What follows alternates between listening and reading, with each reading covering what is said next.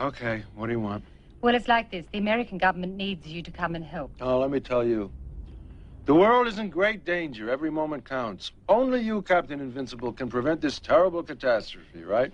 Right. How did you know? Because that's what they always used to say to get the old horse out of the barn, and it used to work, but not anymore. So you can tell whoever sent you here that I gave up the hero business a long time ago. Well, you saved my life this morning. That looked pretty heroic to me. Everybody makes mistakes.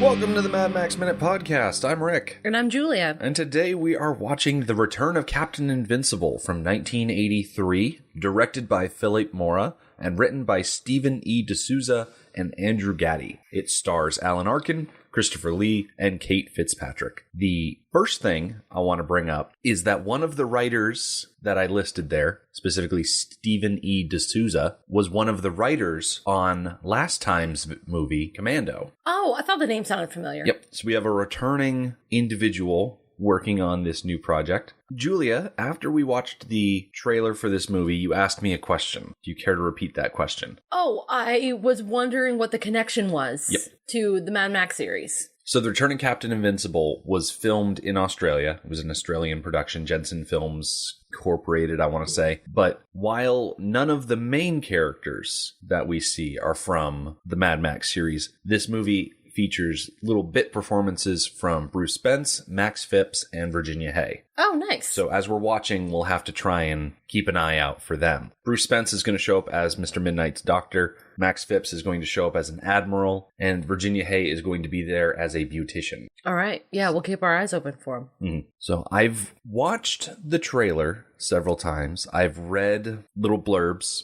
on Wikipedia and whatnot. I know that this is a musical. I know that much. I know that Christopher Lee has an amazing song that he sings, so there's that. I'm not sure much about the rest of it, though. I really like the premise. One thing about old school trailers is they tell you much more about the story and actually what's going on than modern trailers do. Mm-hmm. So the trailer tells us the premise of the movie, and I like it. It's a superhero who gets knocked off his pedestal and made to be a normal, average person because of the laws that superheroes tend to break when they're superheroing. Yeah. Which we see in other movies. Like too. Watchmen. That's the first one that came to mind. Oh, the first one that came to mind for me was The Incredibles. Also valid. Yeah, and also Civil War. Was that the right? Yeah, they wanted to start regulating the superheroes in Civil War, so... Yeah, so it's a theme we've seen in other places, and then something happens and they need Mr. Invincible back. Mm-hmm. And I really like the idea that he has forgotten how to use his powers. And that part of the movie is going to be spent him learning how to do that again. Mm-hmm. I think that's going to be enjoyable. Now, Alan Arkin is our main character, and he is an actor who's been around for a long time. I'm looking at his IMDb page, and his top 4 include his roles in Edward Scissorhands, where he played Bill, Little Miss Sunshine, where he played Grandpa Hoover. I mean, these are big movies. I don't remember seeing them. I'm trying to think of any of these movies that I've seen with him in it. You've seen Little Miss Sunshine. I have not. Oh, it's good. It's enjoyable. And you've seen Edward Scissorhands. Well, I have, but it was a long time ago. It has been a long time. I enjoy Alan Arkin. I think I tend to see movies of his where he is older. Mm-hmm. And he's a little bit younger in this movie that we're going to watch. So I'm looking forward to that. For some reason, I thought he was in a Toy Story movie, but I don't think that's the case. No, it's not the case. Oh. Christopher Lee, on the other hand, super recognizable. I haven't seen him in the original 1973 Wicker Man, but I've seen a review of it, so I know of his performance. And of course, everyone knows him as Dooku and Saruman and all that other stuff. I was aware before this of Christopher Lee's singing career. Yes. But I don't think I've ever seen him singing in a theatrical setting. Yeah, same. It'll be nice to see him hamming it up as a villain in this movie. I think his musical number is a little odd,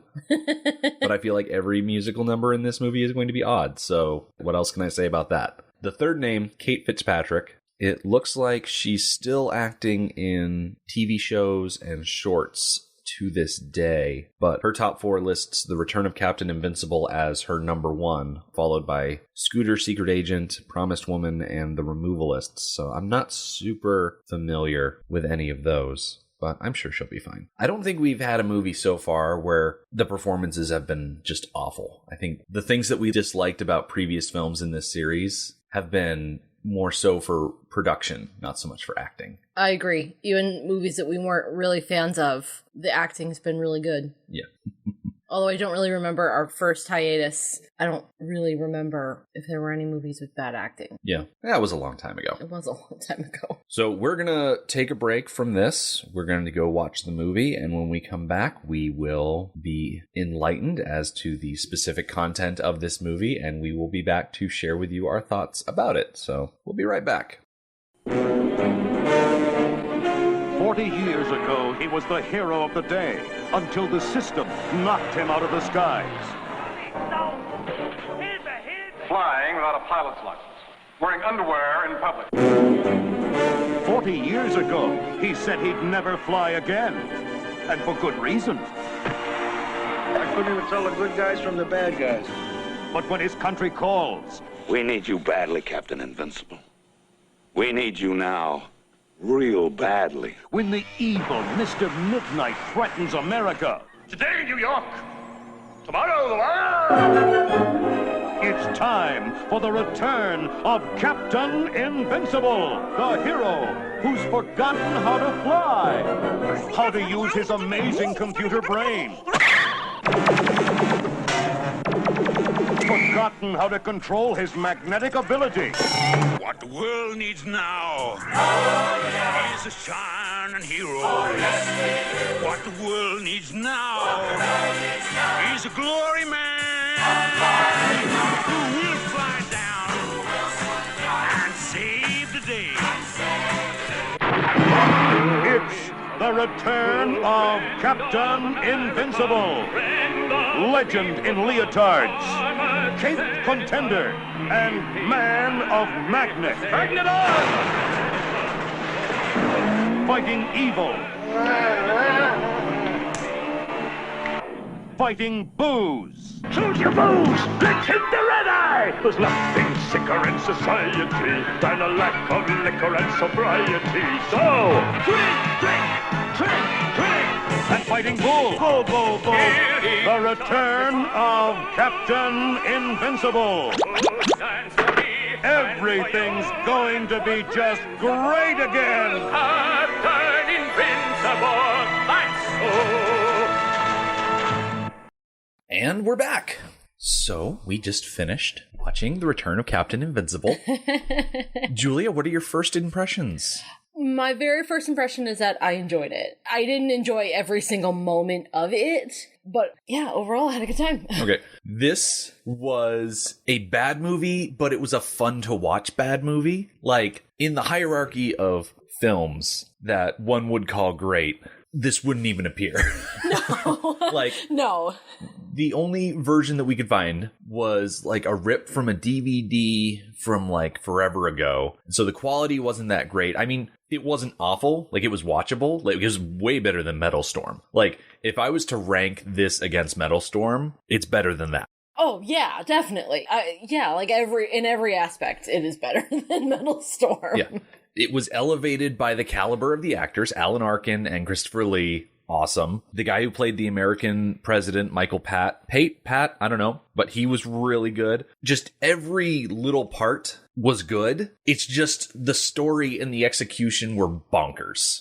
Yeah, they were just so campy. Yeah. There is one character in particular, and I'm not going to get into it now because he doesn't appear until a little bit in, but there's a oddball character that is literally never explained, ever. So we'll get into that once we actually get into the movie. But I agree with you. This was a fun movie to watch because it was just so off the rails. And like I was hoping, I said before we watched the movie, the premise of the story was pretty good. The movie starts out with a, what is it, like news on the Move or something like that. It was an old film reel style. Yeah, which I was curious about right off the bat. Yeah. So they start out showing us this gang doing their gang business. Yeah, they're like, these are bootleggers, and in storms Captain Invincible, and he crashes through a wall like the Kool-Aid Man, and then he starts beating up the bootleggers. Right. So why were they filming before Captain Invincible came to break up the gang? Almost like this was some sort of propaganda photo shoot thing that the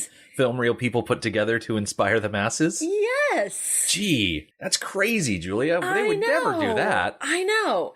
The only thing that makes me think the opposite of that is that we could see Mr. Midnight. He was running the whole thing, and he was sneaking out the back. So that made it seem very legitimate. Now, I didn't notice Mr. Midnight in that first... Oh, he was in every part. bad guy scene. Oh, yeah? He was in every single bad guy scene. Because they show Captain Invincible breaking up the bootleggers, and apparently Mr. Midnight was in there. And then they show Captain Invincible flying out to meet German bombers during World War II. Yeah, was Mr. Midnight in that part? He was in the part where they showed the parade and Hitler. He was standing next to Hitler. Gotcha. Okay. They called him like a mysterious industrialist, or something like that. He was the only one on the dais who wasn't wearing a uniform. Gotcha. Okay, I missed that part, but I was more focused on Captain Invincible. His way of taking down German planes is to fly up to there, stop the front prop, and then he just sits on the front of the plane taunting the pilot. That was so ineffective. It's like... And they do a little joke where he puts a little airplane on his uniform, like saying how many he's taken down. And there were like 6 there. Yeah. Like, you are a superhero with superhuman powers. Yeah. You shouldn't be proud taking down only 6 planes. He should be able to take down so many more. It reminded me of, in The Defenders, when Luke Cage says to Iron Fist, why are you going for the little guys? You have the power to go for the big guys. That's exactly what's going on here. Why is Captain Invincible taking down one plane at a time? He should be taking down Hitler. Makes no sense. Now, it's never listed out exactly what his powers are in entirety. They mention a couple of standouts. He's got an amazing computer brain. He's got the ability to fly, and he's got the power over magnetism. I think he also technically has super strength because he does a lot of super strength related things, and he must also have some sort of super speed afforded him by the super strength. I think so, yes. I think he also might be like bulletproof. I think he does. He deflects the bullets with magnetism, which doesn't make sense because lead is not magnetic. Right. They have a pretty loose concept of magnetism. Yeah. Like plastic buttons. Yeah, that's a whole thing. Yeah. That is a whole other thing. He breaks up the bootleggers, he fights the Nazis, and then he goes and visits a Boy Scout camp. And he shows them how to start a fire by rubbing 2 sticks together. Honestly, I thought he was going to start a forest fire. He's got these gigantic logs. Because he has super strength, then he's showing the kids how to start a fire, which is fun. Mm-hmm. And so I thought that was a good setup. I thought he was going to start a forest fire or something. And at the end of that sequence, there's one of the Boy Scouts in particular who's like, Captain Invincible, you're my hero, and sign my picture. And the boy's like, I want to be just like you. And Captain Invincible's like, well, you can't. So what else do you want to do? And he's like, I want to be president. And he's like, all right, when you're president, you can call on me for whatever you need. So Captain Invincible puts his arm around the kid for a photo and like crushes his shoulder. Squeezes his shoulder and you can hear the bones cracking and underneath. And the kid's like wincing. Yeah. I don't know why I find that so funny. The good times come to an end in this little flashback sequence. After the World War, I'm assuming once the McCarthy era starts, because he's brought in front of the Senate and they're questioning him about what were you doing in Russia? Why do you wear a red cape? All of these little things. Yeah, I don't think it was made very clear that it was a communist witch hunt. I think they just needed to clarify their questions a little bit. Yeah. I mean, I got it, but it felt like there was something else behind it. Now, did you see Mr. Midnight in the courtroom? I did see him there.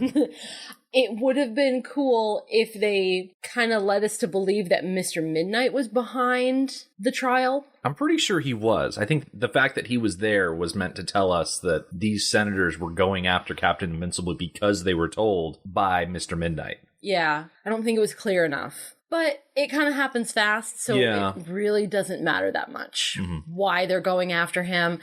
The whole trial is infuriating because he's not given a chance to answer any questions. And then he's accused of being evasive and refusing to answer questions. I love how they're like, what were you doing in Russia? And he was like, I was fighting tanks. I was destroying communist tanks. And they're like, well, why is your cape red? And it's like, because red, white, and blue are American colors. Yeah, and they're like, well, just answer the question, please. It's like, he did. He did answer the question. And it's almost like the McCarthy era trials were a circus. Right. Later on in the film, we get plenty of very, very good looks at his cape. His cape's not red. It's like orange and red. It's like feather pattern. Yeah. It's the color of eagle's wings because his cape is an eagle with the claws over his shoulder and his helmet is the head. It's very clear. It's not red. Yeah, he's got a really strong eagle motif over his whole costume. Yeah. Frustrated by all of these allegations and appearing towards the Senate, he just pieces out. He disappears. He flies away, and then everyone's like, oh, where did he go? And then as we transition into the opening credits, we're just in Australia now, and there's this drunk guy standing on top of a cliff, and he is singing at the top of his lungs in a drunken stupor, just singing God Bless America, I think. No, it's was something it America about... the Beautiful? No. No, it was... about New York. Yeah, it was in New York. He's inspired by God Bless America, but he's on the cliff drunk singing about New York. Yes. Because also come to find out, that's where he lived. He had an apartment of sorts in New York. It was a special apartment. Yeah. On that cliff, after the credits are done rolling, he's interviewed by a reporter who's there talking about how Skylab fell out of the sky. Yeah, I thought that was kind of random. It never came up again, did it? The whole Skylab falling out of the sky, that was something that actually happened. I'm looking at a thing online about it. It was July 11th, 1979. So this movie came out in 1983, so it makes sense if like the story itself is set in 1979 or kind of close to it. But the reporter is talking about, oh, hey, Skylab fell. Did you see it? And Captain Invincible is there in his drunken persona. And he's like, yeah, I was flying around and Skylab came towards me and I tried to catch it, but it was going too fast. Yeah, I had questions about that. Was he like hallucinating that he was flying trying to catch it? Because we know he can't fly anymore. He forgot how. So how was he flying to catch Skylab?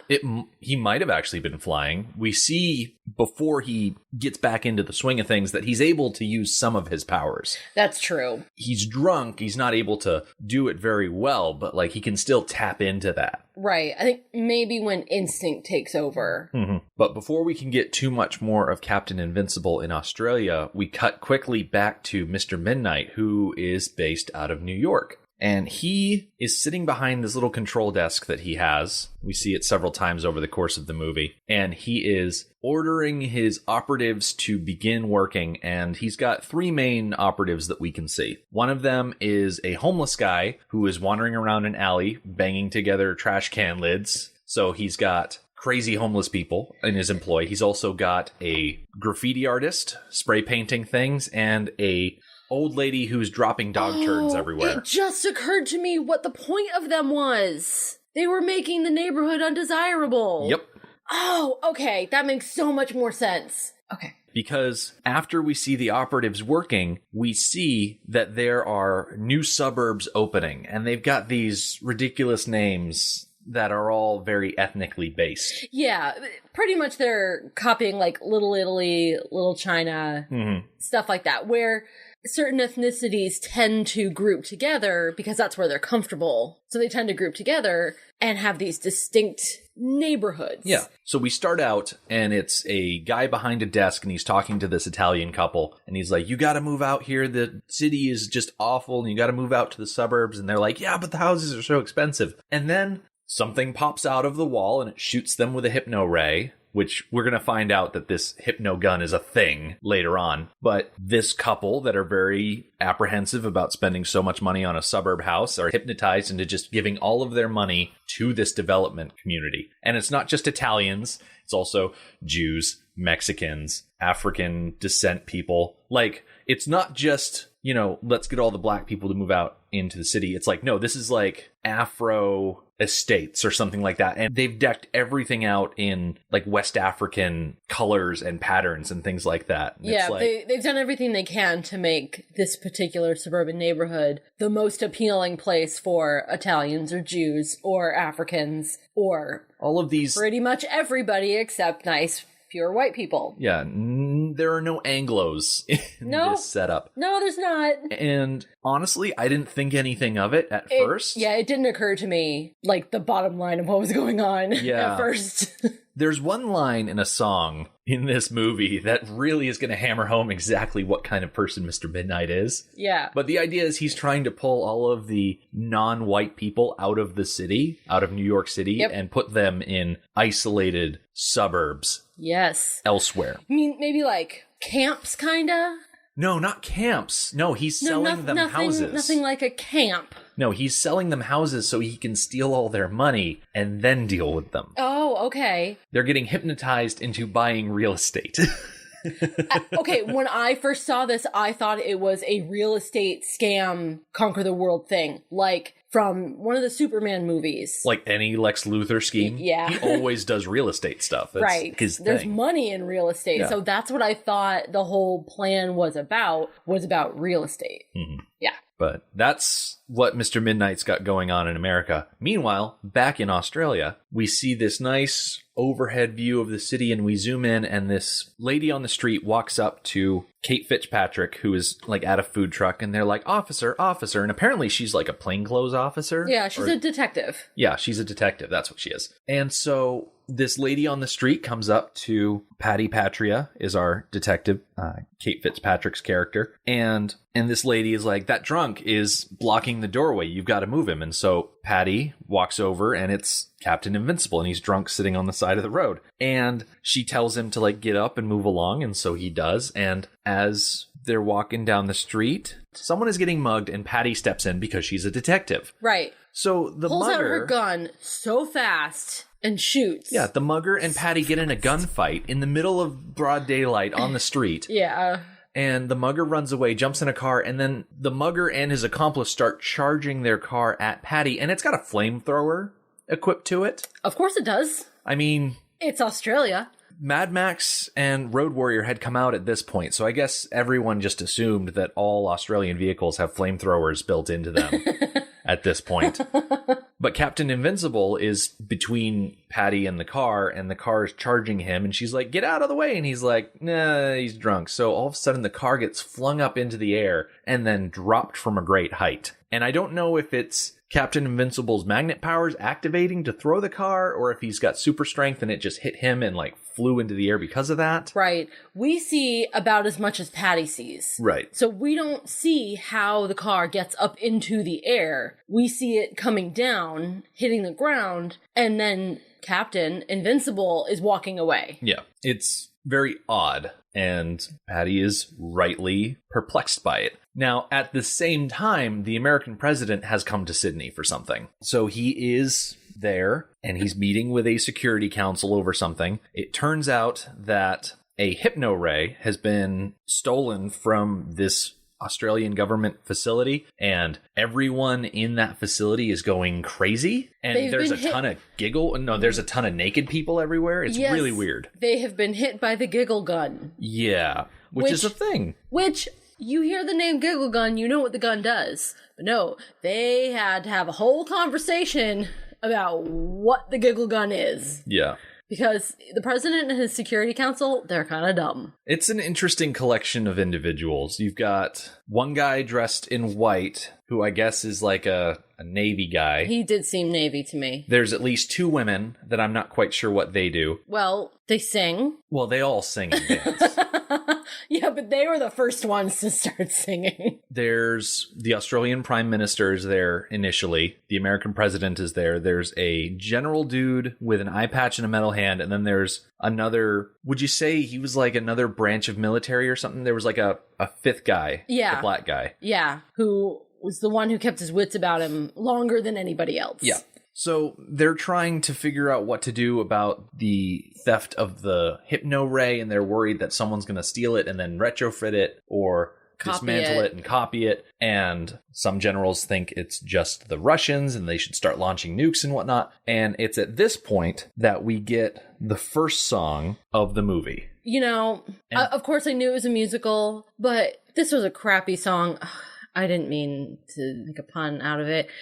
This is a bad song to start off this musical with. The first song of this movie is simply entitled Bullshit, and it's nothing but the American president saying the word bullshit over and over and over again for like a good 90 seconds, I'd say.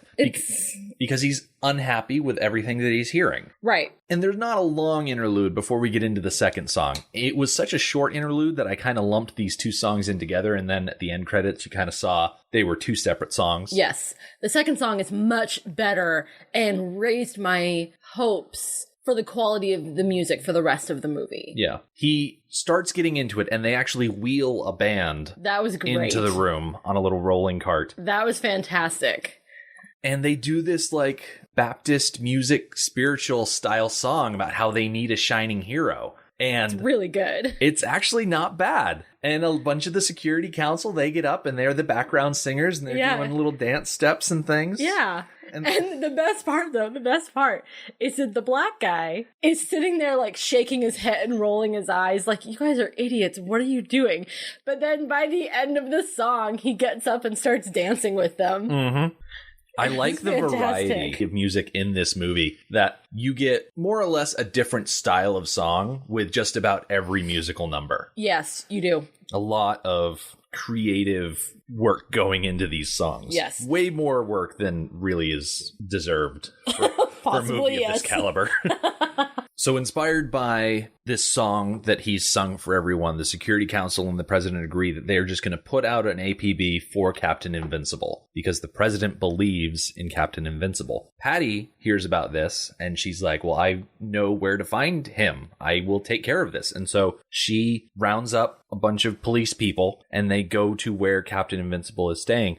And Patty goes in on her own to talk to him, to convince Captain Invincible to come out of retirement, come out of hiding. And she's very professional at first, and she tries to appeal to his humanity and like, your country needs you. You need to get back on the horse. And he's like, no. Which leads us into our second. I'm going to say it's the second song. I don't think the first song like qualifies. I lumped those first two into one. So yeah. Second song is Captain Invincible, Alan Arkin, singing about good guys and bad guys in a very country western style. Yes. I was also very impressed with this song. It was really well done. It was well sung by Alan Arkin. And it was really good. It was not bad at all. And I liked the sentiment of it. The idea that back in the 30s and 40s, you had very clear designations who were the good guys and who were the bad guys. Bootleggers were bad, cops were good, Nazis were bad, allies were good. Everyone either wore a white cowboy hat or a black cowboy hat, and the lines were very clear. And Alan Arkin is singing very well about how now the lines are a little bit more gray and how it hurts him as a hero to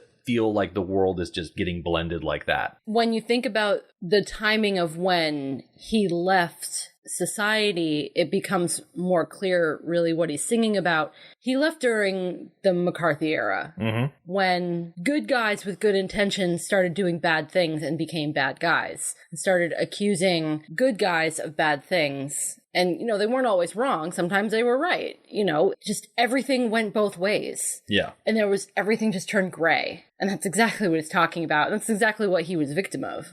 He's not convinced by Patty. She's not able to bring him around to her way of thinking. And as she goes to leave, another guy comes in, and it's the American president. He's wearing a cowboy hat to help you distinguish that he's American. Yeah. And he tries to talk to Captain Invincible, and Captain Invincible at first doesn't recognize him, but then he sits him down and he pulls out the signed picture that he got from Captain Invincible as a boy, because the American president is the little boy from the Boy Scout camp scene during the war reel. I really like that detail that I don't think was necessary, but I really liked it anyways. I'm glad they threw it in there because it justified the president's belief in Captain Invincible. That's true. I don't think if the president had been anybody else that they would have given Captain Invincible so much leeway. Right. He does show a lot of faith in Captain Invincible throughout this movie when his security council, who are always around and don't have any faith in Captain Invincible, who just want to nuke Russia. That's all they want out of life is to nuke Russia.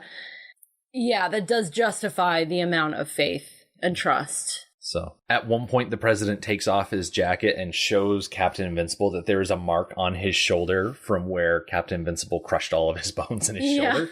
And so, appealing to Captain Invincible's nostalgia and sense of duty, you know, he did tell that kid, if you become president and you ever need me, I'll answer your call. Yeah. So the president's like, hey, we need you. We need you real bad.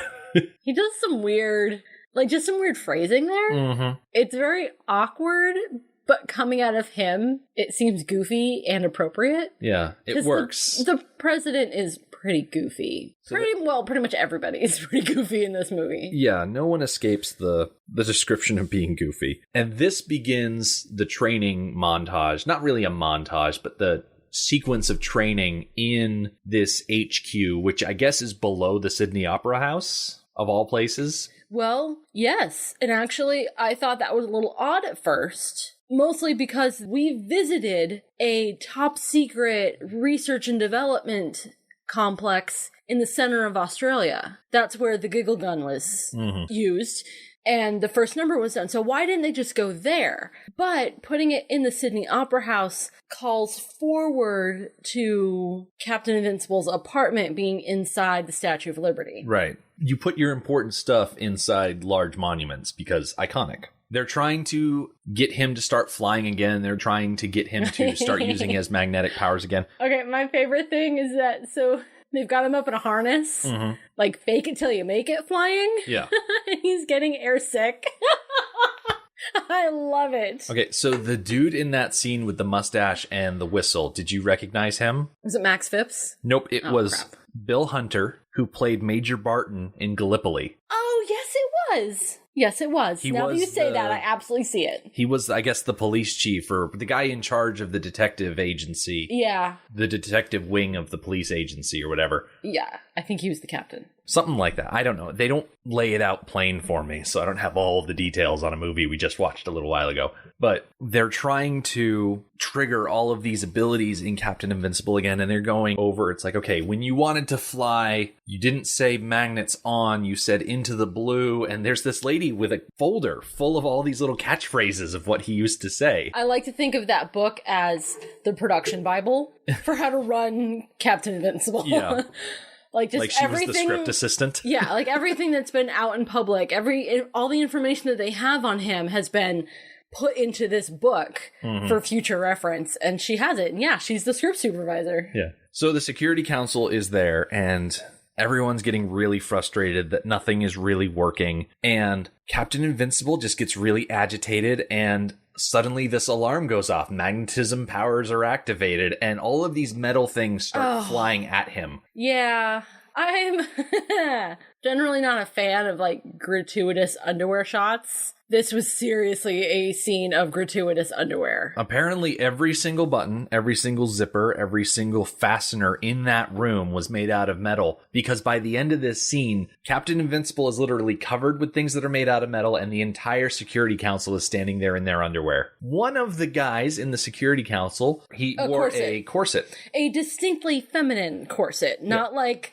what do they call a man garter? What do they call a girdle? Yeah. It was a feminine. It was the classic red, black lace, ruffles, piping, lace up the front. Which I gotta say, he was a very tall, thin man. He didn't necessarily need the girdle. No, it also was not tied tight. It wasn't holding him in much. Yeah. So he was wearing it because he felt pretty in it. And that's fine. I can be supportive of that. What I hit up against is that he was wearing a white dress shirt over it without an undershirt in between. Yeah. There's no way that wasn't going to show through. You wear dark colors like red and black underneath a white shirt, and they're going to show through. Right. So he should have... And I don't care if he, was ashamed and was trying to hide it or wasn't ashamed and let people see it. I don't care. But... fashion dictates that you wear the appropriate underwear for the appropriate clothes on top, and that was not the appropriate undergarment for the shirt that he was wearing. Okay. That's my problem with the whole thing. There you go. So this first training exercise doesn't really go well. Patty went through a bunch of trouble to find Captain Invincible's old uniform, and she brings that to him at their secret training facility in the Opera House. And by the end of it, Captain Invincible is kind of bummed out about this, and they leave the Opera House together, him and Patty. And as they're walking away, there is a operative, codenamed Number 19, who is standing next to a car wearing a bright red cloak on a phone talking to Mr. Midnight. And this actor is very ordinary looking. Well, he's a dwarf wearing a red cloak. Is that the right word? Yes. Okay. I'm not sure why he was wearing a bright red cloak. Well, he was disguising himself. As Little Red Riding Hood? I don't know. Apparently. And also, he was still in the black VW Bug that was the same car. It was the same car. First of all, they got dropped from 20 feet. You can't tell me it gets dropped from 20 feet and then can just keep on driving. Yeah, it was weird. But all Number 19 knows is that there's a lot of weird equipment going into the Sydney Opera House, and there is a police detective hanging out with a street drunk. And Mr. Midnight is there in his headquarters on the phone, and he's being all nefarious. He has, and I think this might be the first big scene where we see it, Mr. Midnight has like a gremlin assistant named Julius. Yes. I don't know what he is. Right. It's never explained what he is. He is an alien of some kind. Yeah. I assume, because aliens are involved in this movie in a minor way, but the existence of aliens does not play an important role in the plot. It is never spoken of. Yeah. Well, the aliens factor into his backstory, but that's it. Yeah. The main narrative, that's their only contribution. This scene also sets up one of the first gags with Mr. Midnight. Yeah. He has this little slug in his hand, and he feeds the slug to a frog. Now, and I'm like, oh, he has a pet frog. Now, I believe the slug also had a name. Really? Yes. I didn't catch that. Because I'm pretty sure I'd have to go back and watch it. I can't remember what the name was. But he says a name and picks the slug up off of his shoulder, where it was sitting there like a pet, and then feeds it to a frog. And then we rejoin Captain Invincible and Patty. They're walking through the city. And Captain Invincible, who has started to sober up. Like, he was drunk as a skunk for like the last 40 years or something like that. And he's starting to finally get some clarity again. And so he starts listing off all of these restaurants where they should go get food. And of course, Patty has no idea where he's talking about. And she's like, you're in Australia. You're in Sydney. And he's like, I'm in Sydney? What am I doing in Australia? He was so drunk for the past however long that he never realized for a moment that he was in Australia and not New York. Yeah, he thought he was in New York. That's pretty funny. So with no place to go, Patty brings Captain Invincible back to her apartment. So she is making dinner for him, steak and french fries. The only part of making dinner we see is that she put something in the microwave. Yeah. Neither steak nor french fries should be put in the microwave. So, what the heck, Patty? I don't know. What does stand out about this scene is that he walks into her apartment and she's got booze sitting up on the counter because she's an adult. And as he walks towards the booze, he gets kind of trancy. And she knows that he's an alcoholic, and so she puts away the bottles. And as he's standing there next to the counter where the bottles were, he starts having these like flashes. He starts seeing things. And my guess is that he's really sobering up in such a way that all of these things that he suppresses with alcohol are just flying back into him. At least that's the impression I got. Yeah, I think I agree with you. Another explanation is that he wanted the booze so badly that it was, causing him physical anxiety and pain and distress.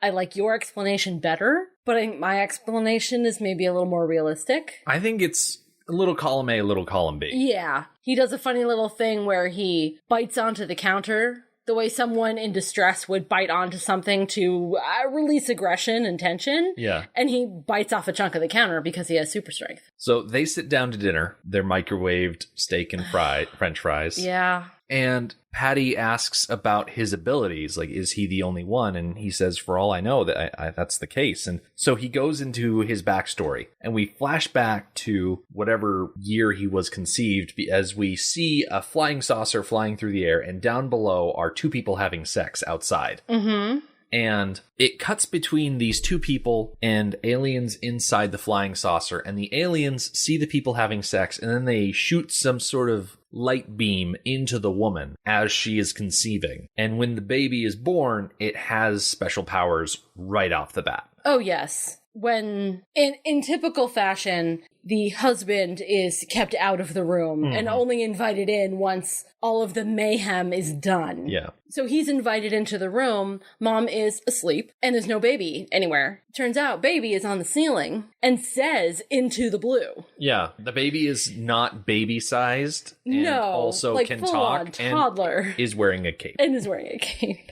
Did you notice when we saw all of the aliens shooting the light into the woman, one of the aliens looks like the gremlin in Mr. Midnight's lair? It's got like the same ears and head shape. No! Yeah. I mean, I figured they were connected in some way. So you think one of the aliens was like, yeah, I think I want to stay here. This looks like a good place. I want to stay. Could be. That's the only reasonable, in the world of this movie, explanation for what the heck Julius is doing with Mr. Midnight. That he's just an alien. Yeah. Maybe he was kidnapped. Maybe he was abandoned. Maybe it was an accident that he, like, fell out of the spaceship and was accidentally abandoned. Who knows? It's never even alluded to. Nope. If there's a connection or the history there. Yeah, they really do not care to explain it to us. But at dinner, they're having this conversation about his backstory. And at one point, Patty gets up and she walks over, I think, to throw something away. And she bends over to, like, take care of something. Uh-huh. And it's at that point that Captain Invincible's magnet powers start going haywire again. Yeah. I don't really know what to say about this. The romantic relationship in this movie is present, but not emphasized. Yeah, it's poorly written, in my opinion. Yes. There's a lot of potential there. So I'm just not sure if his sexual arousal is linked to his magnetic ability. That's what they make it look like. Yeah. And after dinner, they're sitting there talking, and Patty admits that at first she saw Captain Invincible as a way to advance her career, but now that she's gotten to know him, she's more interested in him, just his general welfare, and of course she's interested in him romantically because, you know, it's one of these movies. And this leads us into song number 3, which is not so much Patty singing as much as her putting on a record and lip syncing to it. Yes. And the record that was already on the player just happened to be a perfect song for the despair that Captain Invincible is feeling. Yep. It's a song all about how he can do it and how she believes in him and how she'll stand beside him. Very specific to the situation. And she's kind of hamming it up. I suspect that Kate Fitzgerald cannot sing to save her life. This is her only number.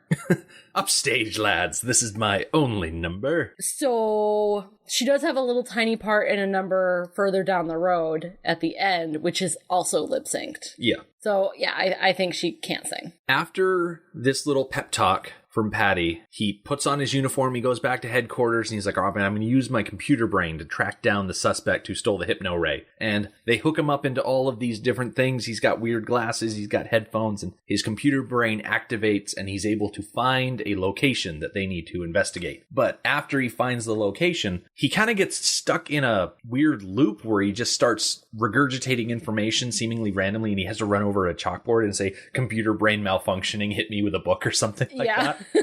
He has to, like, crash out of the room and start banging his head on walls to, like, stop the computer brain from just going haywire. Can you imagine how awful that was for him? It was awful for us because they did this weird, like, voice modulation to Alan Arkin, and they made his voice go all high, but he wasn't necessarily talking faster. It was very awkward. I appreciated the concept of he's out of practice with his computer brain. He tries to use it. He's successful in getting the information he needs, but it doesn't go all perfect. I appreciate that concept. It went on too long. Yeah. A good whack on the head and him going back to normal would have done it. Instead, he ends up going halfway through a wall before they stop the scene. The ridiculousness of this scene with his computer brain is dwarfed by the ridiculousness of the next scene because they go into a vacuum shop to find their suspect. Well, there's no suspect inside, but there is a camera, and Mr. Midnight sees Captain Invincible and activates a trap. All the vacuums come alive and start attacking Patricia and Captain Invincible, and it's this whole thing. Okay, did you see the parallel between the vacuum cleaners and the snake? Right about that same time, we get the scene where Mr. Midnight feeds the frog to the snake. And it's about that same time that they're at the vacuum shop and the vacuums come alive and they behave snake-like. Yep, there is one point where he's fighting this vacuum where he's got a vacuum head and it's kind of in front of him. Very, Cobra-like. Cobra-like, yeah, like Raiders of the Lost Ark when the Cobra comes up against Indiana Jones, or in Road Warrior where Max is facing off against the snake and he holds up his hand as like another snake head and he snatches the vacuum, same way that Max snatches the snake from Road Warrior. Yes, it is. But in the process of this trap, the front doors are locked. He can't break the front window. And all of these vacuum cleaners are sucking the oxygen out of this room that they're in. Mm-hmm, because that makes complete sense. Ugh, it's so dumb. Like, vacuums don't work like that. So Captain Midnight tries to activate his magnet powers, but all he ends up doing is flying, and... Which should have helped, because he broke through the ceiling into the room above, which should have... poured oxygen into the room? Yes. Yeah. Now, I think him blasting through the ceiling, was that where we saw Virginia Hay as the beautician? Yes, it was. It was like 2 seconds. Yeah. Very short. But he's able to stop the vacuums somehow. Does he just kill them all or something? No, he reverses the polarity of the electronics that are going on in the place, and they all reverse their airflow and start pouring oxygen back into the room. That's right. Yes, and it also unlocks the front doors. So dumb. So this was obviously a trap. Captain Invincible is convinced that there is a mole who is working against them within the Security Council, so they go back to headquarters. And the scene that they find, all of the Security Council members are tied up, lashed together, and they've got these headphones on, and they're just going out of their minds, like going crazy. Right. And Patricia pulls one of the headphones off, and she's like, oh, it's Jane Fonda reading on Walden Pond. And Captain Invincible's like, they didn't stand a chance. And I'm like... It's the giggle gun! They were attacked with a giggle gun. They must have been.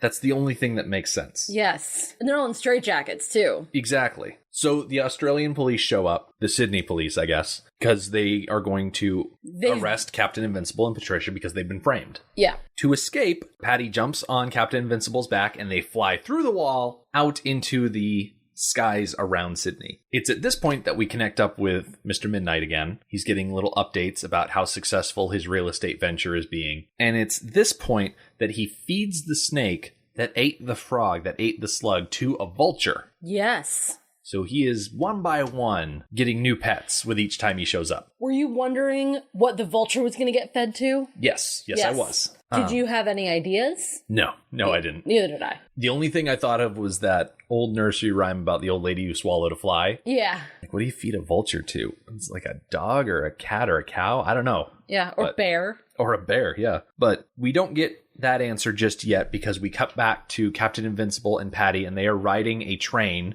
wearing big old trench coats and dark sunglasses. And that is like the perfect disguise, despite the fact that you can still see that Captain Invincible is wearing his shiny leotard underneath the coat. Right. And it's at this point that Captain Invincible tells Patty about Mr. Midnight and how he is the embodiment of the evil that has always existed. And we get kind of not exactly a duet, but kind of a back and forth sing and response between the verses between Captain Invincible and Mr. Midnight. Yeah. This might be the most spectacular dance scene in the movie. Yeah. Mr. Midnight employs a lot of backup dancers. He does, and they work really hard. One thing that bothered me about this scene is that the train doors never close when the trains start moving. Yeah, I did notice that. It's after this song about Mr. Midnight that Captain Invincible and Patty fly over Sydney Harbor in an extended flying scene. Captain Invincible sings about flying, and they fly from Australia all the way to New York City, because that makes a lick of sense. The whole time, Patty is sitting on his back, pretending like she's comfortable. Mm-hmm. She is not. She's absolutely not comfortable. I would have fallen off like 20 minutes into the flight. You just can't hold yourself in that position without any kind of support. That's what I find most unbelievable about this scene. After they're done flying all the way to New York, and they end the flying scene with them flying around Lady Liberty, and that's going to be important a little bit later. But first, we have to go back to Mr. Midnight, who's standing waist deep in a swimming pool, and floating on that swimming pool are a bunch of little islands that represent his real estate ventures. And he gets an update about how that's been going. And after he's done talking about how, soon my plan is going to go into effect, today New York, tomorrow the world type of thing, we transition into a scene of Mr. Midnight sitting at a table for dinner. And the end of the pool scene and the majority of the beginning of the table scene is done in sped up footage. Yes. For no reason whatsoever. Right. And some weird things happen during the sped up time. Yeah. There's 2 women in his bed who fool around alternately with the little gremlin guy. What's his name? Julius, thank you.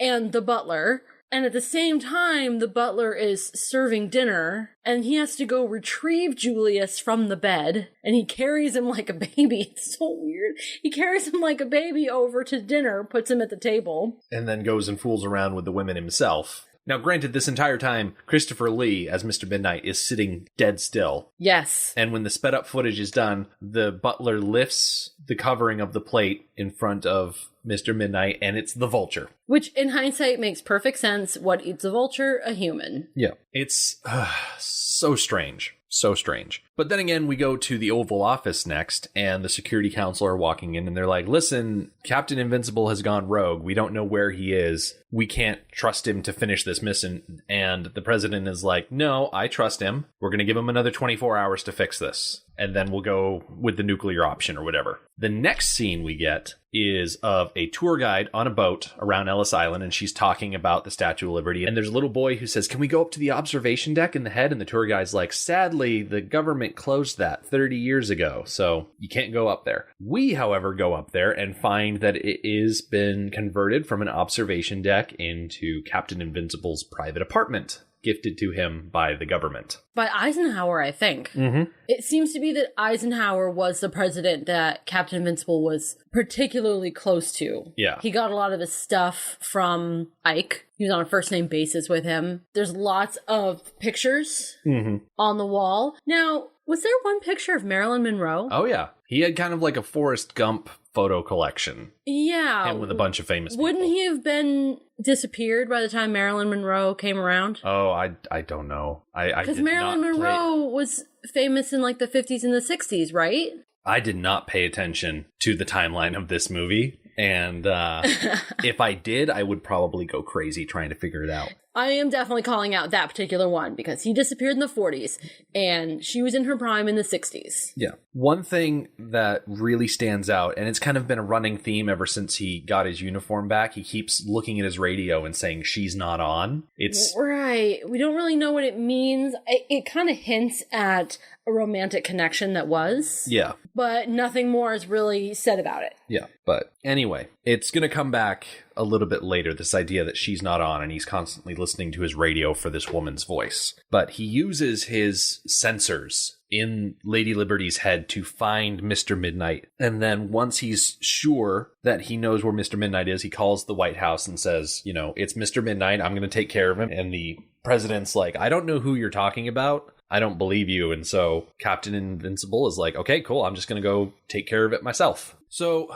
Captain Invincible, his next lead is a deli. And when they get to the deli, they notice that the sign lettering on the deli is the same sign lettering as the vacuum shop. So they know they're in the right area. Mm-hmm. They go up to the counter, they order a couple sandwiches, and then they ask for information about Mr. Midnight. And the deli worker is like, how do I know anything about Mr. Midnight? And Captain Invincible goes, well, you're putting mayonnaise on a pastrami sandwich. And then the deli owner reaches behind the counter and says, how about some gefilte fish? And he pulls out a giant plastic tuna with a gun inside, and he starts shooting up the restaurant. Oh my gosh, I love how it went from 0 to 100 in 0 seconds flat. That was phenomenal. And then it only got more crazy from there. It wasn't just a shootout. Mm-hmm. One detail from before they start talking to the deli manager, the lady he's talking to at the counter before they show up, he's talking up the development. Yes, he is. For the Jewish people. It's like, yeah, it's Israeli estates. You got to check it out. And the lady's like, okay, thank you, bye. Yeah. One thing I like about the establishing shot of the deli is you've got one table with a bunch of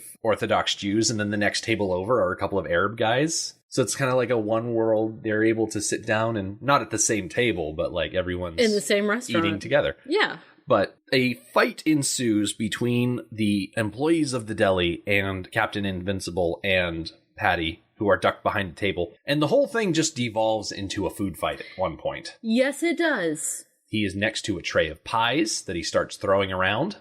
Did you see the large loaf of bologna that opened up to be I think it was a Gatling gun that shot hot dogs. Yes, that's exactly what it was. So That absurd. then exploded on the wall behind Patty and Captain Invincible. Yeah. Explosive hot dogs. Yep. Because why not? So everybody ends up covered in pie, except Captain Invincible, who is clean as a whistle. He tries to activate his magnetic powers to deflect the bullets, but all he does is end up attracting a bunch of knives that fly at him and stick into the table they're hiding behind. One of my favorite gags from this fight, beside the fish gun, at the end of the fight, he pulls out a pie symbol. Yes, he does. And he throws the pie symbol at the deli owner. So Monty Python, it was hilarious. Yeah. I was a little disappointed that it didn't really do anything. Mm-hmm. I was hoping that that would be the weapon that kills the bad guy. Well, I think it is. It's the one that cut off his head? I think so. Oh, or it's okay. the one that knocked him into the deli slicer. Okay, which had been turned on by the magnetic powers. Yep. After this fight, we get another lamenting song from Captain Invincible about, what's happened to the world, and it's not like how it used to be. And at the end of this song, a trap door opens up underneath Captain Invincible, and he falls down what seems to be like a bottomless pit. Yeah, he falls for a while. I really wanted him to say something like, I'm still falling. But kudos to Patty for not jumping down after him. Yeah. Patty hangs out in the restaurant and she's cleaning up and she's talking to an NYPD officer. And the officer's like, listen, I need you to fill out a report that doesn't involve my precinct. Like, we need to not be involved in this. Right, which, yeah, you can't do that. There was a gunfight in your precinct. You can't do paperwork that says you weren't involved. Like, it's your job to be involved. If you weren't involved, then you're in trouble. Yeah. If you let that go without getting involved, that's really bad. Anyway, Captain Invincible eventually reaches the bottom of this seemingly bottomless pit, and he's in this, like, garbage area. And Mr. Midnight calls all of his operatives into action, and so this mob of misfits start chasing Captain Invincible around this dark, dingy area. Bruce Spence is there in a lab coat with a giant syringe. He tries to stab Captain Invincible with it and instead goes into an electrical panel. Yep. So there's that. Max Phipps was somewhere as the Admiral. The tall, thin guy with the white uniform on. You think that was Max Phipps? Was that Max Phipps? I don't know.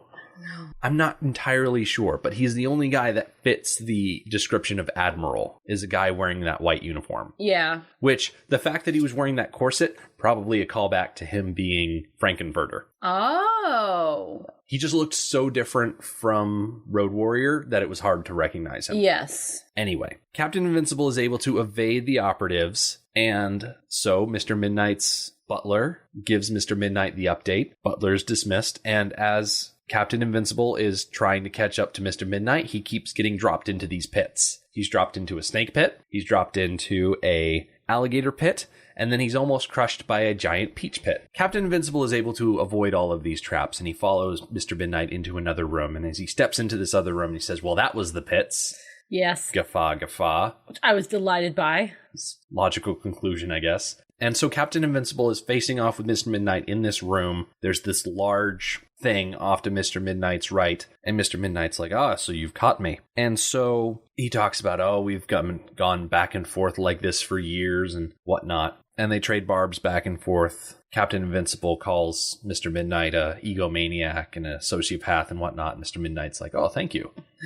And it's at this point that we get song number 7, which is arguably the best song in the movie. I would agree. Mr. Midnight motions, and this giant set object opens up to reveal a bar with just pre-mixed drinks everywhere, and he starts taunting Captain Invincible about his alcoholism. And he sings this song, basically, if you don't pick your poison and start drinking, I'm going to kill you, type of thing. And the backup dancers come back in, and there is a little portion where, Captain Invincible starts hallucinating that Patty's there, dressed up like one of the dancers, and she's lip-syncing along with Christopher Lee. And Christopher Lee is singing the hell out of this song. Yes. It's at this point that if you didn't know that he had a musical career, that you would have to go check to see if he'd sung other things, because he is phenomenal in this number. Oh, and he, at one point in this song, just goes real deep with the note that he's doing, and his voice is so resonant, it sounds amazing. Yeah, it was really quite impressive. Yeah. And because he's been a slave to the booze for so long, Captain Invincible literally just curls up in the fetal position on the ground. Yeah. And the final shot of this song is Captain Invincible curled up on the ground, Mr. Midnight standing over him with his boot on Captain Invincible in a triumphant pose. The song ends, and all the backup dancers scurry off screen. Yes.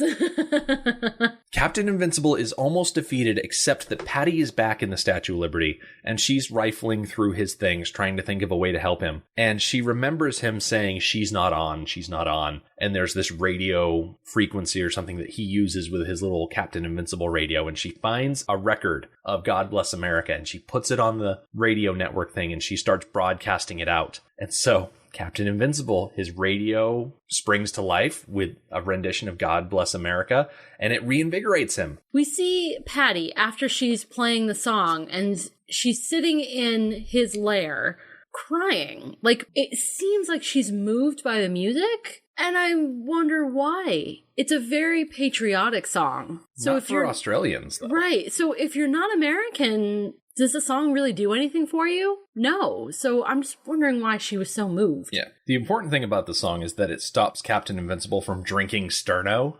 Yes. I thought that was very interesting. He is offered any kind of drink he wants, of any kind of quality. Like, he's offered high quality drink, and he's able to resist. And then Mr. Midnight offers him Sterno, like the lowest kind of alcohol that won't kill you, and that's debatable. No, Sterno will definitely kill you. You know, Yeah. Sterno is what they put underneath chafing trays Right. to keep them warm. Like, Right. that stuff is straight up poison. So, but that he's going to drink. Well, I think he's so catatonic at that point that he would just drink whatever is handed to him. Yeah. And that's why he hands him a tin of Sterno. Yep. So he's going to drink it when the music comes on. Right. Mr. Midnight, frustrated at Captain Invincible's suddenly return to lucidity, tries to shoot a rocket at Captain Invincible, but he dodges, and so the chase resumes, and they eventually get to Mr. Midnight's map room with all of his little models in the pool. Yeah. And Captain Invincible destroys the controller that's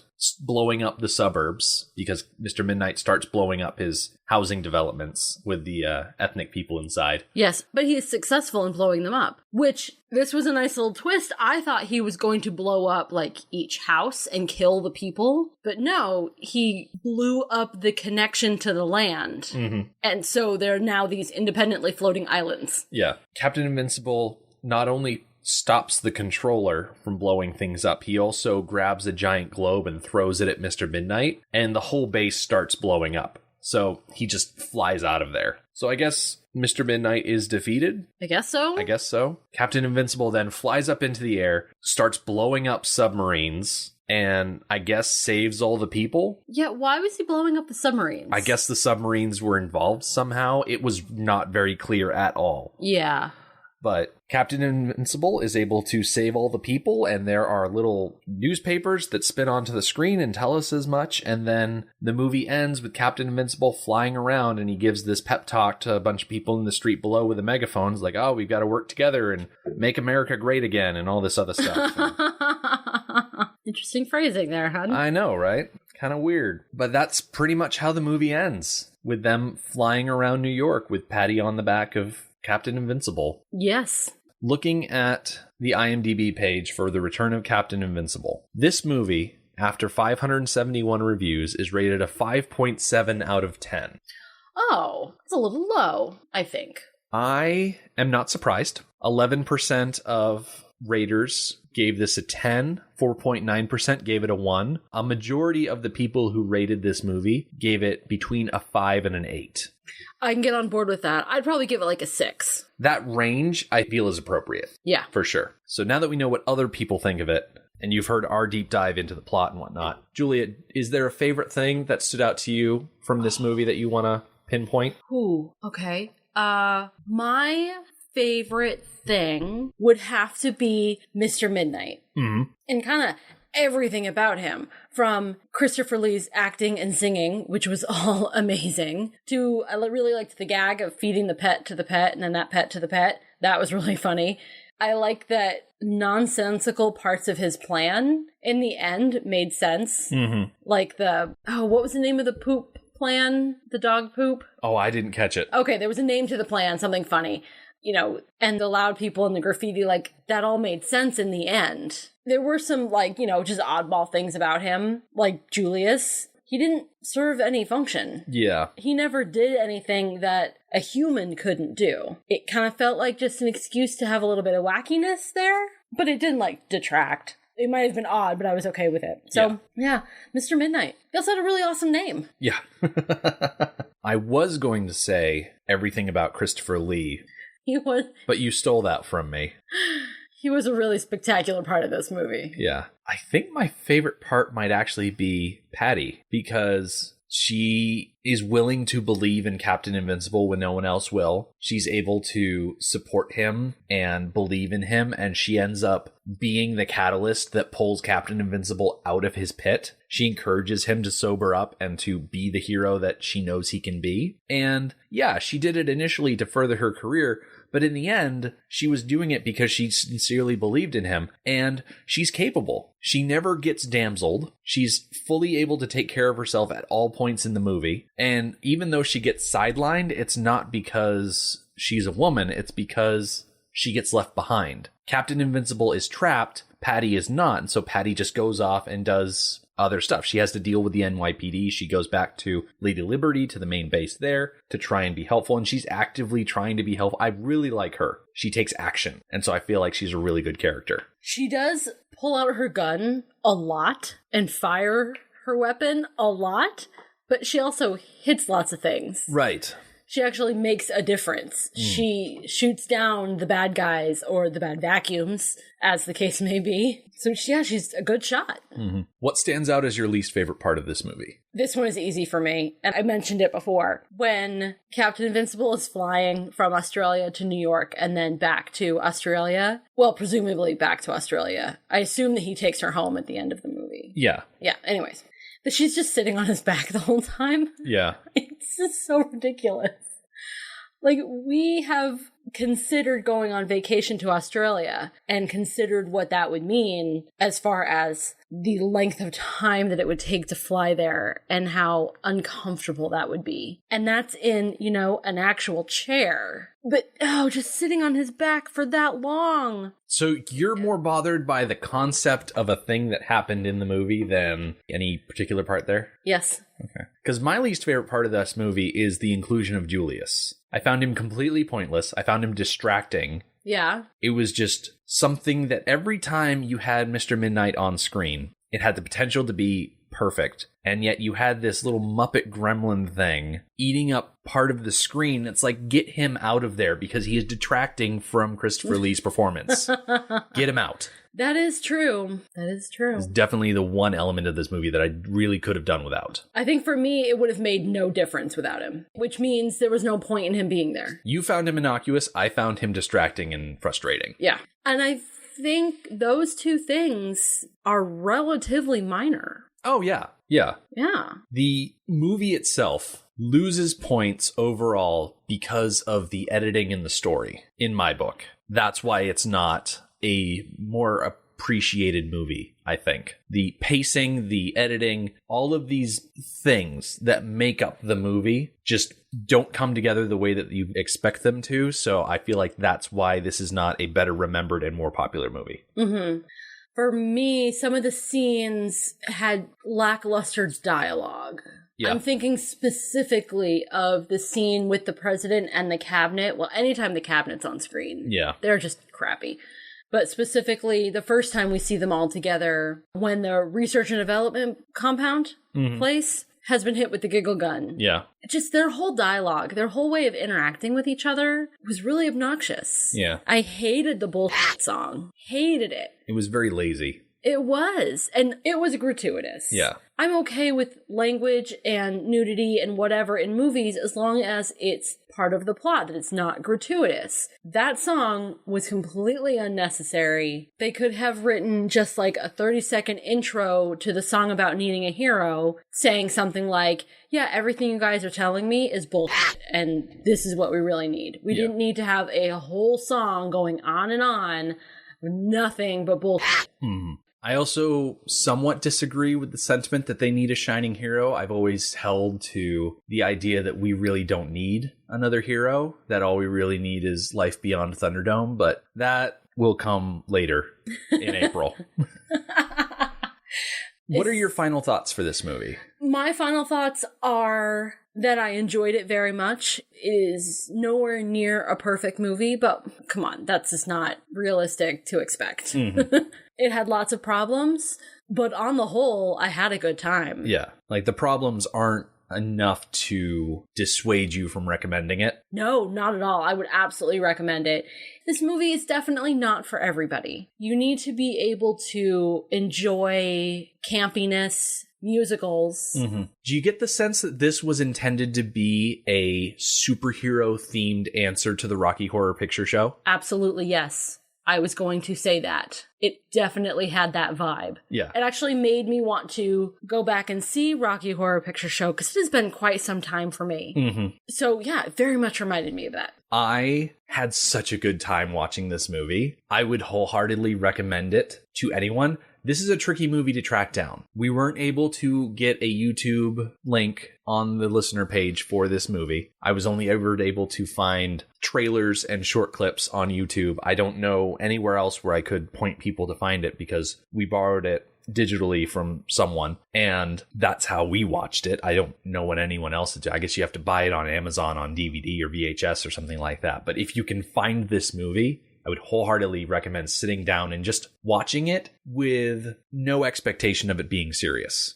I agree. You gotta just let the experience happen to you and take it for what it is. Yeah. You've got to listen with your heart. Which is my way of transitioning into saying that the next time you hear us, we are going to be watching another musical. This one is going to feature Mel Gibson, and we actually recorded it long before this recording. There's a little peek behind the curtain. We recorded it when we were down in Virginia with Julia's family. So there's going to be several more voices than you're used to hearing. Yep. And pay attention to the listener page for a sneak peek of what movie that's going to be. The Mad Max Minute podcast is a fan project by Rick and Julia Ingham. The Mad Max franchise was created by George Miller and Byron Kennedy and presented by Warner Brothers Pictures in association with Village Roadshow Pictures. The Return of Captain Invincible is presented by Seven Keys. Mad Max Minute is produced and edited by Rick Ingham. Our opening music is by Daniel Batista of danielbatista.com. You can follow Mad Max Minute on Twitter at Mad Max Minute, on Facebook at Mad Max Minute Beyond Microphone, and at madmaxminute.com. And finally, if you would like to contribute to the podcast, visit madmaxminute.com, click on the support link at the top of the page, and check out our Patreon to help us keep the tanks full. Thank you for joining us for our review of The Return of Captain Invincible. See you next time. Stirrup cup, it'll put you in the pink, and all you have to do is drink, drink, drink, drink, drink.